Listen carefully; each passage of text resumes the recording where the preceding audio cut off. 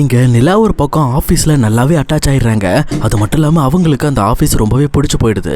அங்கே இருக்கிற ஓனர்களும் இந்த பக்கம் ரொம்பவே கேஷுவலாக அங்கே இருக்கிற ஒர்க்கர்ஸ்ட்டை பழகிறதும் இங்கே நிலாவுக்கு கொஞ்சம் முக்கியத்துவம் கொடுக்குறதும் அவங்களுக்கு ரொம்பவே பிடிச்சிருக்கு.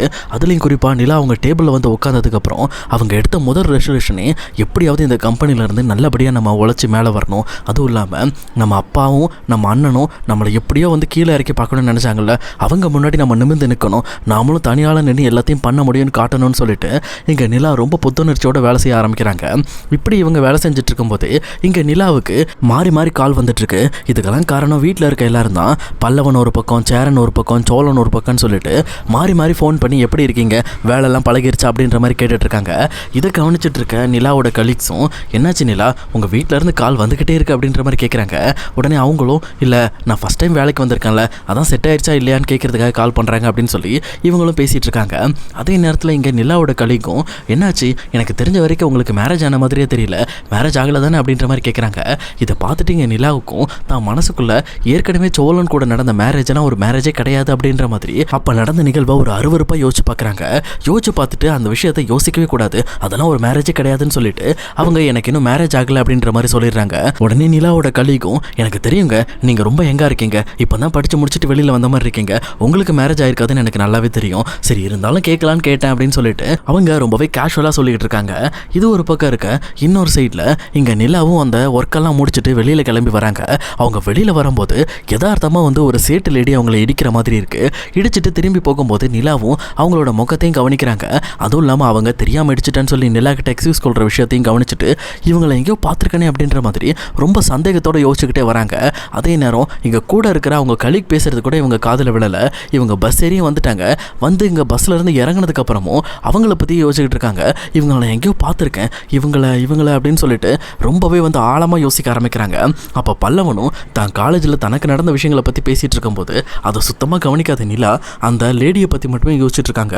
அப்போ தான் அவங்களுக்கு புரிய வருது, அது வேற யாரும் கிடையாது, பல்லவனோட அம்மா தான் சொல்லிட்டு அவங்களும் இந்த விஷயத்த பல்லவன் கிட்ட சொல்ல வேண்டாம், இதை முதல்ல ரகசியமாக நடேசன்ட்ட விசாரிப்போன்னு சொல்லிட்டு அந்த விஷயத்த தான் மனசுக்குள்ளே வச்சுட்டு இங்கே வீட்டுக்கு வராங்க. வீட்டுக்கு வந்துட்டு இங்கே நடேசனை பார்க்குறாங்க. பார்த்துட்டு நடேசன் கிட்ட இந்த விஷயத்தை பற்றி தனியாக கேட்போன்னு சொல்லிட்டு அதை ஃப்ரீயாக விட்டுறாங்க.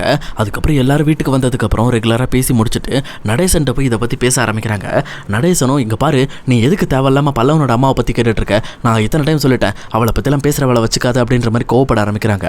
ஆனால் இங்கே நடேசனை பார்த்த நிலாவும் இங்கே பாருங்கள், இன்றைக்கி நான் பல்லவனோட அம்மாவை பார்த்தேன் அப்படின்ற மாதிரி சொல்கிறாங்க. இதை கேட்டு அவரும் இல்லை அதை எப்படி பார்த்துருக்க வாய்ப்பு இருக்குது, நான் இன்னும் அவள் அம்மா இருக்காளா இல்லையான்னு கூட சொல்லலை, நீ என்னமோ உன் பாட்டில் லைட்டாக ஒரு செகண்ட் பார்த்துட்டு இந்த மாதிரி நான் பார்த்துட்டேன்னு சொல்லிக்கிட்டு இருக்க, அறிவில்லையா உனக்கு, முதல்ல கிளம்பு அப்படின்ற மாதிரி நிலாவை அங்கேருந்து கிளப்பி விட பார்க்குறாங்க. ஆனால் அங்கேருந்து கிளம்புறதுக்கு முன்னாடி நிலாவும் இங்கே பாருங்கள், நீங்கள் இப்படி இந்த விஷயத்தை மறைச்சிட்டு இருக்கிறது கண்டிப்பாக நல்லது கிடையாது, பல்லவனோட அம்மாவை நான் பார்த்துட்டேன், அவங்க சென்னையில் தான் இருக்காங்க, அதையும் நான் தெரிஞ்சுக்கிட்டேன், அதனால் ஒழுங்காக இந்த விஷயத்தில் நீங்கள் உண்மை சொல்ல பாருங்கன்னு சொல்லிட்டு நிலா அங்கேருந்து கிளம்பிடுறாங்க. அடுத்த நாள் காலையில் எழுந்திரிச்சு எப்பவும் போல் சமைக்கிற வேலையில் அவங்க ஈடுபட்டு இருக்காங்க. அதே நேரம் சேரனும் நிலாவுக்கு ஹெல்ப் பண்ணிட்டு இருக்காங்க. இப்படி மாறி மாறி சமைச்சிட்டு இருக்காங்க. அதே நேரம் நடேசன் யதார்த்தமாக வந்துட்டு நிலாவை பார்த்துட்டு லைட்டாக பயந்து ஓட ஆரம்பிக்கிறாரு. இதை கவனிச்ச நிலாவும் என்னாச்சு இவருக்கு, இவரோட நடவடிக்கையே சரியில்லையே, நேற்று வரைக்கும் என்ன மிரட்டுற மாதிரி பேசினாரு, இன்னைக்கு என்னை பார்த்து பயந்து ஓடுறாரு அப்படின்ற மாதிரி நிலா யோசிச்சுட்டு இருக்காங்க. அடுத்தபடியாக நிலா வேலைக்கு கிளம்பும் போது இங்கே சோழன் ஒரு பிரச்சனையை கிளப்புறாரு. அதாவது நிலாவை நான் தான் கொண்டு போய் விடுவேன்ற மாதிரி தொந்தரவு பண்ணிட்டு இருக்காரு. ஆனால் நிலாவும் இங்கே பாருங்க, நான் தனியாக போய் தான் பழக்கப்படணும்னு ஆசைப்பட்டேன், அதுலேயும் குறிப்பாக எனக்கு யாரோட துணையும் தேவையில்லை, நான் தனியாக நின்று காட்டணுங்கிறதுக்காக தான் சென்னைக்கே வந்தேன், அதனால மறுபடியும் என்னை தொந்தரவு பண்ணாதீங்க, எனக்கு பஸ்ஸில் போக தெரியும்னு சொல்லிட்டு அங்கேருந்து பல்லவனை கூட்டிட்டு கிளம்புறாங்க. அடுத்தபடியாக இதை பார்த்துட்டு இருக்க சேரனுக்கு ரொம்பவே கடுப்பாகுது. அவரும் இந்த பக்கம் சேரன்ட்ட வந்து என்னென்ன இப்படி பண்ணிட்டேன், நான் ஏற்கனவே நிலா கூட கொஞ்சம் நேரம் சிரித்து பேசுகிற விஷயமே அவங்கள ட்ராப் பண்ணும்போது மட்டும்தான், இப்போ அதையும் நீ கெடுத்து விட்டுட்டியா, சரிப்போ என்னமோ பண்ணு அப்படின்ற மாதிரி இங்கே சேரனை சோழன் திட்டிட்டு அங்கேருந்து கிளம்புறாங்க.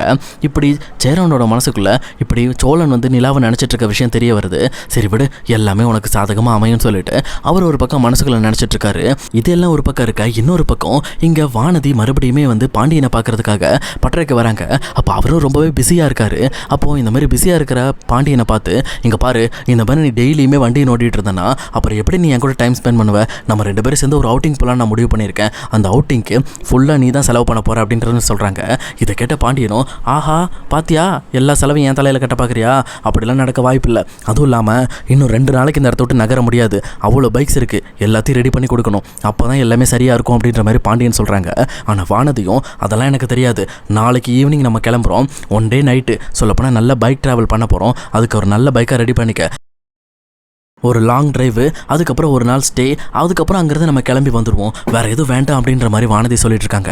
இதை கேட்டுங்க பாண்டியனும், ஏம்மா நீ உன் இஷ்டத்துக்கு பிளான் பண்ணால் நான் எப்படிமா வர முடியும்? நான் இங்கே பட்டறையில் இருக்க வேலையை பார்க்க வேண்டியது இருக்குமா? இப்படிலாம் என்னால் லாங் டிரைவ்லாம் வர முடியாதுன்னு சொல்லி அவர் ஒரு பக்கம் மறுபடியும் வானதி கிட்ட பிரச்சனை பண்ணிட்டு இருக்காரு. ஆனால் வானதி, எனக்கு அதெல்லாம் தெரியாது, இன்னைக்கு நான் நைட்டு ரெடி ஆகி உனக்காக கால் பண்ணுவேன், நீ வந்து என்னை கூட்டிகிட்டு போகிறேன்னு சொல்லிட்டு கட்டன் ரைட்டாக பேசிட்டு அங்கேருந்து கிளம்பிடுறாங்க. அதுக்கப்புறம் இங்கே பாண்டியனும் வேறு வழி இல்லாமல், சரி ஓகே இப்போதைக்கு அவளுக்கு சேர்த்து நம்ம போயிட்டு வந்துடுவோம்னு சொல்லிட்டு அவர் ஒரு பக்கம் அங்கேருந்து கிளம்புறாங்க. கிளம்பி இந்த பக்கம் வானதியை கூட்டிகிட்டு வெளியில் போகிறதுக்கான வேலைகளை பார்க்குறாங்க.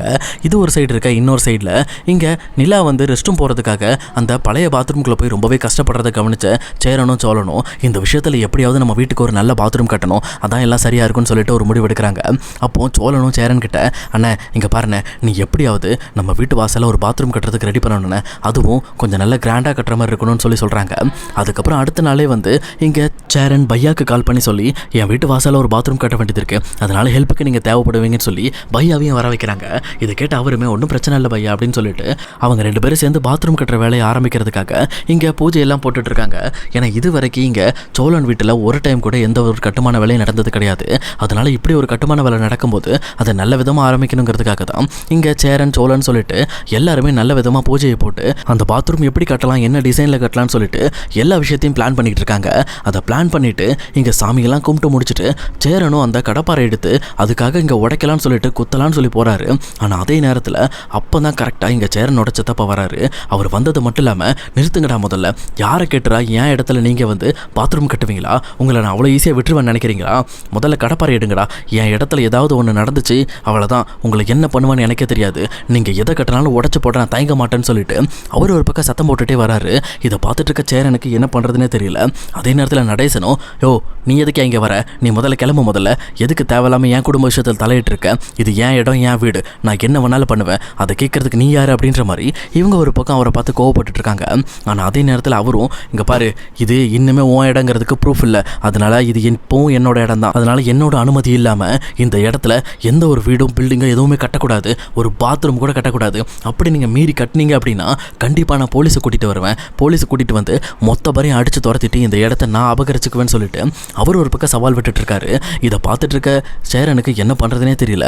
அதே நேரம் சோழனும், எதுக்காக இப்படி பிரச்சனை பண்ணிட்டு இருக்கீங்க, நாங்கள் இங்கே பாத்ரூம் தானே கட்ட போகிறோம், வேறு ஏதோ பெருசாக பண்ண போகிறோம், இப்போ நாங்கள் ஏதாவது பெருசாக பில்டிங் கட்டினா நீங்கள் வந்து சொல்லுங்கள், இல்லை ஒரு செவரை கட்டினா சொல்லுங்கள், இப்போ நான் பாத்ரூம் வந்து அத்தியாவசிய தேவை, அதுக்காக தானே நாங்கள் இதுக்கெல்லாம் பாடுபட்டுருக்கோம்னு சொல்கிறாங்க. ஆனால் அதை கேட்டுட்டு இருக்க அவரும், அதெல்லாம் எனக்கு தேவையில்லை, நீங்கள் எங்கேயோ போங்க என்னமோ பண்ணுங்கள், ஆனால் எந்த இடத்துல எதுவும் கட்டக்கூடாதுன்னு சொல்லி பிரச்சனையை பெருசாக்கிட்டு இருக்காரு. இதை கவனிச்சிட்டு இருக்க எல்லாருக்கும் என்ன பண்ணுறதுனே தெரியல. ஆனால் அதே நேரத்தில் நிலா அந்த இடத்துக்கு வந்து, இங்கே பாருங்கள், நாங்கள் அப்படி தான் கட்டுவோம், இது எங்கள் இடம், எங்கள் இடத்துல நாங்கள் எப்படி வேணாலும் கட்டிக்குவோம், நீங்கள் உங்கள் இஷ்டத்துக்கு இங்கே வந்து பேசினா எங்களால் எதுவும் பண்ண முடியாதுன்னு சொல்லி அவருக்கு போட்டி போட்டு பேசி இந்த பக்கம் பாத்ரூம் கட்டுற வேலைகளை சேரனை வச்சு ஆரம்பிக்க சொல்கிறாங்க. இப்படி நிலாவோட பேச்சை கேட்டவொன்னு தான் இங்கே நடேசனும் நடேசன் வீட்டில் இருக்க எல்லாருக்கும் ஒரு தெம்பு கிடைக்குது. பரவாயில்ல, அங்கேருந்து வந்து அந்த பொண்ணு இவ்வளோ தைரியமாக பேசுது, நமக்கு என்னடா, பேசுங்கடா, கட்டுங்கடா, எவனாவது பாத்ரூம் மேலே கையை வைக்கிட்டு அவன் கையை வெட்டுறது நானாக தாண்டா இருப்பேன்னு சொல்லி நடேசன் ஒரு பக்கம் அருவாளை தூக்கிட்டு ரெடியாக நிற்கிறாரு. இதை பார்த்தோன்னே அவரும் அங்கேருந்து கிளம்பி ஓடிடுறாரு. ஏன்னா இப்போதைக்கு இவங்க கிட்ட தனியாக வந்து எதுவும் பேச முடியாதுன்னு சொல்லிட்டு அவர் ஒரு படபலத்தோடு வரலான்னு சொல்லி கிளம்பிடுறாரு. ஆனால் இவங்க அந்த கேப்பில் கரெக்டாக பாத்ரூம் கட்டுற வேலைகளை ரெடி பண்ணி ஆரம்பிச்சிடுறாங்க.